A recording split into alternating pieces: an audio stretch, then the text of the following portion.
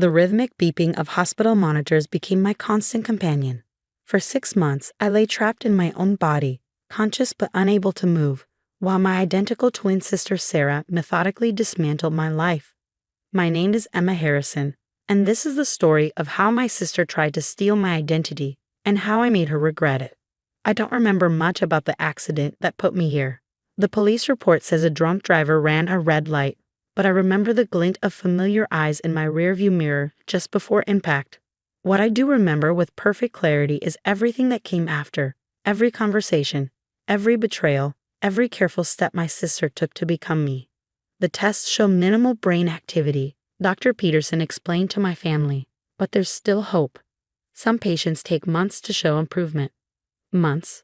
Sarah's voice carried that sharp edge I recognized from childhood. We can't wait months. There are accounts to manage, decisions to make.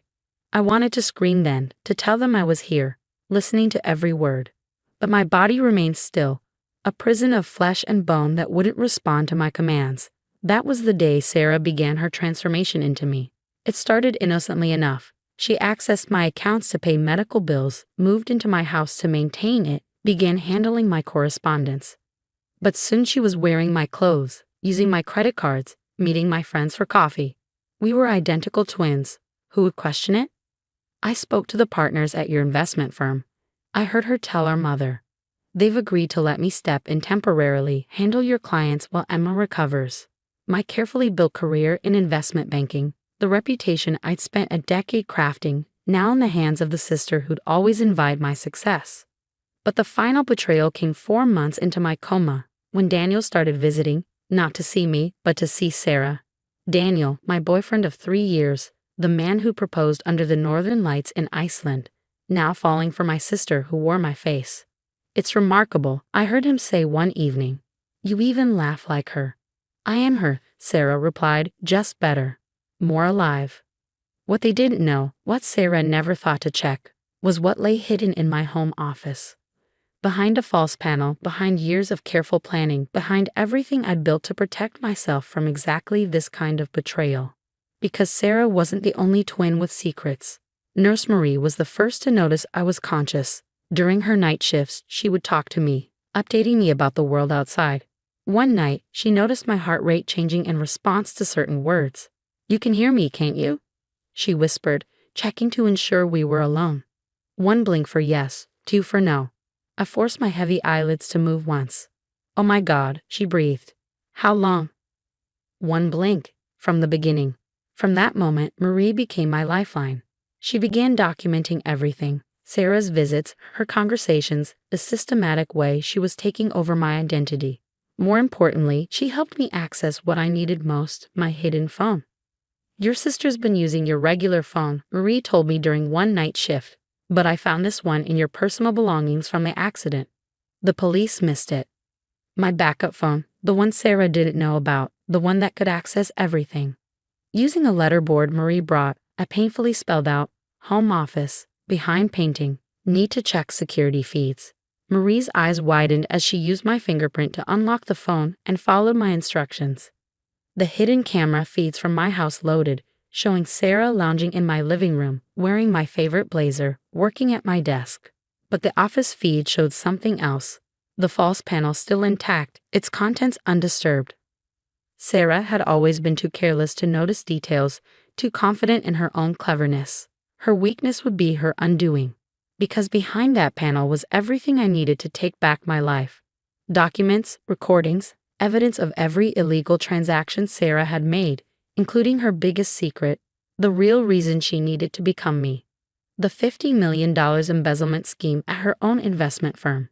The clients she'd defrauded. The investigators closing in just before my accident. Oh my God, Marie whispered, scrolling through the files I'd kept. She did all this? 1 blink. Then I spelled out, call Detective Rivera. Number saved. Tell her I'm awake.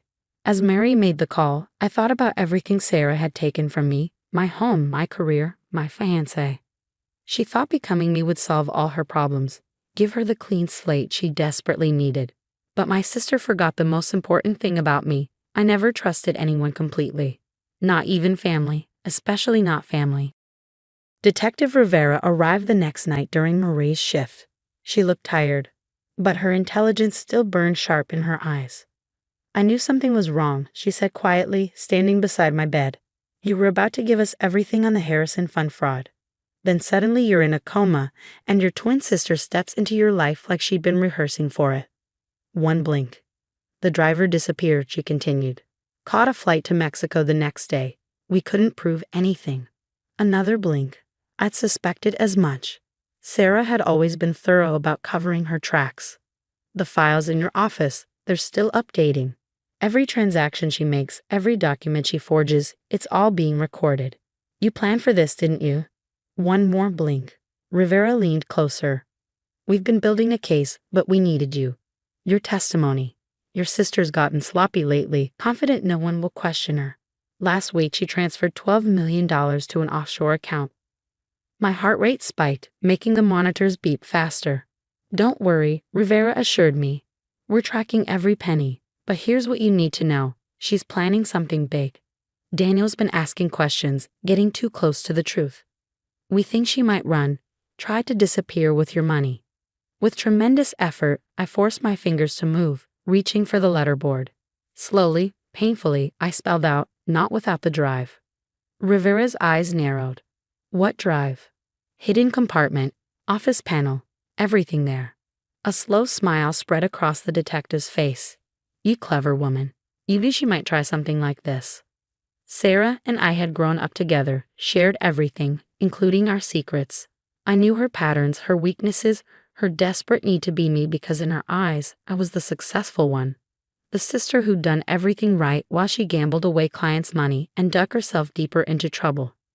The next few days were a blur of medical tests and physical therapy. My doctors were amazed at my progress, though they cautioned it would take time to regain full function. But I didn't need much, just enough strength to spring the trap I'd set years ago. Marie kept me updated on Sarah's movements through the security feeds. My sister had started spending more time in my office, searching for something. "She knows something's wrong," Marie reported.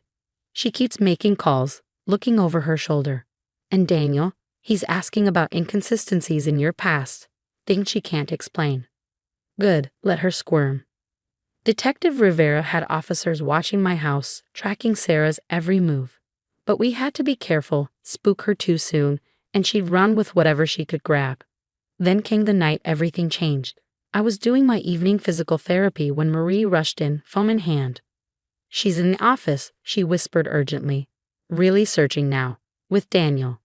On the screen, I watched my sister and former fiancé move through my home office, their flashlights sweeping the darkness. "There has to be something," Sarah was saying, her voice tight with desperation. "Emma wouldn't just leave everything exposed. She always had backups, contingencies." "I don't understand," Daniel replied. "Why are we really here? What are you looking for?" Sarah's flashlight beam swept across the painting concealing the panel. "Nothing. Everything. I don't know anymore." "Sarah," Daniel said quietly, "I know it's you." The flashlight clattered to the floor. "What?" "I've known for weeks. Little things at first, reactions to memories we never shared, preferences that didn't match. Then bigger things, the way you handle Emma's accounts, the decisions you make. You're not her." A long silence filled the room. "How long have you been pretending?" Daniel demanded. "Was the accident even an accident?" "You don't understand," Sarah pleaded. "I had to do it. They were coming for me, investigators, clients I'd deceived. I needed to disappear, become someone else. And Emma, she was perfect. Successful, respected, everything I should have been. So you what? Arranged to have her car hit? Took over her life while she lay in a hospital bed? She was supposed to die." Sarah's voice cracked. The driver promised. It wasn't supposed to be like this. She wasn't supposed to linger. I felt a cold satisfaction as Daniel stepped back from her, horror evident in his voice. "Oh my God, you tried to kill your own sister?" "I had no choice. And now I need whatever she kept hidden here. Files, records, something I can use to start over somewhere else. You can come with me, Daniel. We can." He laughed bitterly. "There is no we. There never was. I love Emma, the real Emma. And you? You're a monster." That's when Sarah reached into her bag and pulled out a gun. Don't move. Sarah's voice trembled as she pointed the weapon at Daniel. I've come too far to lose everything now. On the hospital security feed, I watched my sister back my ex-fiancé against the wall. Marie had already alerted Detective Rivera, but the police were still minutes away. Where is it? Sarah demanded, her flashlight beam dancing wildly across the painting. She must have told you something. A safe, a hidden compartment. I don't know anything, Daniel insisted. And even if I did, I wouldn't tell you. Sarah's laugh was brittle, hysterical, always so loyal to her. What about me? I've been her for the past 6 months. I've lived her life, shared your bed. I've been everything she was and more. You've been living a lie, Daniel said quietly, and now it's over. The gun shook in Sarah's hand. It's not over until I say it's over. Help me find what I need, or I swear. You'll what? Kill me too, like you tried to kill your sister. In my hospital bed, I forced my fingers to move, grabbing Marie's arm. Phone, I managed to whisper, my first spoken word in over 6 months. She understood immediately, holding up my backup phone. With trembling fingers, I entered a code not into the phone itself, but into a hidden app I'd installed years ago. In my office, light suddenly flooded the space, making Sarah stumble back. A mechanical whirring filled the air as the false panel behind the painting began to slide open. What's happening? Sarah asked. Welcome home, sis, my recorded voice echoed through hidden speakers. Looking for something. The panel finished opening, revealing a small room filled with servers, monitors, and a large safe. But it was the screens that drew their attention, dozens of them, showing security footage from every angle of my house, my office, even Sarah's old firm. No, Sarah whispered. No. The monitors flickered to life one by one, each displaying a different scene. Sarah meeting with the man who would later crash into my car. Sarah accessing my accounts while I lay unconscious. Sarah and Daniel together in my bed. Sarah transferring millions to offshore accounts. I knew you'd try something like this eventually, my recorded voice continued. You never could stand that I succeeded where you failed. That's why I kept records of everything. Every crime, every lie, every moment of your desperate attempt to become me. Sarah spun around wildly, the gun now pointing at shadows. Shut up. The police are already on their way, my voice said calmly. And not just any police. Detective Rivera, who's been building a case against you for years. Did you really think I didn't know about the Harrison Fund scam? The stolen client money? Daniel had pressed himself against the wall, watching in stunned silence as my sister's world crumbled around her. Everything you've done these past 6 months, my voice continued, every document you forged, every lie you told. It's all been recorded. You didn't just steal my identity, Sarah. You gave me everything I needed to destroy yours. A pounding upstairs made Sarah jump. Police. Open up. It's over, Sarah, Daniel said softly. Put down the gun. For a moment, she looked like she might shoot him anyway. Then her shoulders slumped and the gun clattered to the floor just as Detective Rivera and her team burst into the office. Back in my hospital room, I watched them lead my sister away in handcuffs, her mascara streaking down her face as she sobbed. Daniel stood talking to the police, gesturing at the hidden room full of evidence. I've never seen anything like it, Rivera told me later that night. The level of detail in your records, you've been planning for this for years. I nodded weakly, knew she'd try eventually. The offshore accounts have been frozen. We're working on recovering the money she stole. And with the evidence you gathered, plus her confession in the office, she's looking at 20 years minimum.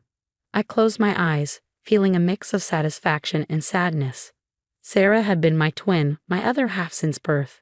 But she'd chosen this path, chosen to try to steal my life rather than face the consequences of her own actions. The recovery process was slow but steady. Within a month, I was speaking clearly again. 2 months later, I could walk with assistance. Daniel visited occasionally, full of apologies and explanations, but we both knew too much had changed. Some betrayals can't be undone. 6 months after Sarah's arrest, I finally returned home. The house had been cleaned, all traces of my sister's occupation erased. But I went straight to my office, to the hidden room that had saved my life. The monitors still ran, recording everything. I built this system after discovering Sarah's first embezzlement scheme years ago. knowing that someday she'd try something desperate. The accident, the coma. I hadn't anticipated those specific details, but I'd been prepared for her to make some kind of move. As I stood there, surrounded by the evidence of my sister's betrayal, my phone buzzed with a text from the prison where Sarah was awaiting trial. "How long did you know that I would try to become you?" I typed back a simple response. "Since we were children. You always wanted my life, but you never understood what it took to build it." Her reply came quickly. "I'm sorry. For everything." But it was too late for apologies. Sarah had made her choices, and now she would face the consequences. As for me, I had my own life to rebuild, not as the sister who had been betrayed, but as the woman who'd been smart enough to prepare for it. The next day, I reopened my office at a new location. My experience gave me a unique perspective on investment fraud cases, leading to consulting work with security firms. Life moved forward. I sold the house, bought a new one with better security. Daniel moved to London. Sarah sat in prison, writing letters I never answered. Sometimes, late at night, I think about what Sarah said in my office, that she'd been everything I was and more. She never understood that being me wasn't about wearing my clothes or living in my house. It was about the years of work, the careful planning, the attention to detail that she always dismissed as paranoia. In the end, Sarah tried to steal my identity but failed to capture the one thing that mattered most. The knowledge that sometimes the best defense isn't a security system or a hidden room, but simply being prepared for the worst in people, even when those people are family, especially then.